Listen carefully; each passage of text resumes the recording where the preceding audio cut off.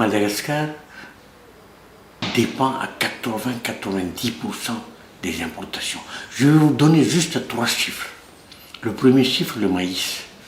Vous savez qu'on importe plus de 250 000 tonnes de maïs. Deuxième chiffre, l'huile alimentaire. Vous savez qu'on importe 120 000 tonnes d'huile alimentaire. Troisième chiffre, c'est le sucre. On importe 150 000 tonnes de sucre. Madagascar est pourtant un pays agricole. 80% de sa population travaille dans l'agriculture. Mais les récoltes de ces 80% de la population ne suffisent pas à combler les besoins des 26 millions d'habitants. Et l'industrie n'est pas suffisamment développée pour transformer localement les produits agricoles. Les sucreries de Madagascar, principalement celles de Namaka et d'Ambilbé, ne produisent que 50 000 tonnes de sucre, pour un besoin qui s'élève à 200 000 tonnes selon le ministère de l'Industrialisation, du Commerce et de la Consommation. Pour combler le gap, 150 000 tonnes de sucre sont donc importées et la grande majorité provient du lointain Brésil. Le riz est cultivé partout à Madagascar, mais la grande île continue d'accuser un gap annuel de 200 000 à 250 000 tonnes par an ces dernières années. Et pour combler ce gap, du riz est importé de l'Inde ou du Pakistan. Et quand le monde est en crise, ces pays, comme de nombreux autres, hésitent à exporter leurs produits.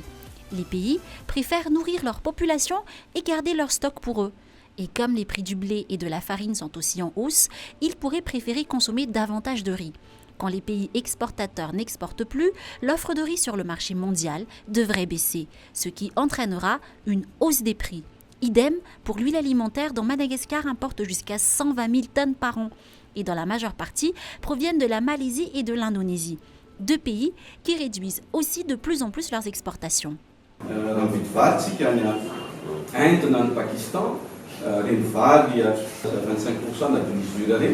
Dia tena sahirana mihitsy isika satria zareo any Pakistan koa na zareo any Inde amin'izao fotoana izao dia mametsy ny entana tokony azo ahondrana makany amin'ny firenena. Menaka afaratsika dia menaka avy any Malaisie, le hoe huile de palme zany, na avy any Indonésie. Dia izy ireny koa zareo koa amin'izao fotoana izao any amin'ny firenena zareo zany dia tena tsy manondrana ihany koa sao dia samy matahotra daholo ny firenena rehetra. Satria efa lafo be lafarine, le blé, dia lasa mitodika any amin'ny vary ny firenena zany dia mampiakatra ny vidim-bary koa. Donc ahina mihitsy zay fa tsy maintsy hiakatra les vignes. Quand le prix du riz va augmenter, Madagascar ne va pas pouvoir se tourner vers le pain. La grande île, certes, produit de la farine, mais doit encore importer du blé, ce qui entraîne forcément la hausse du prix du pain.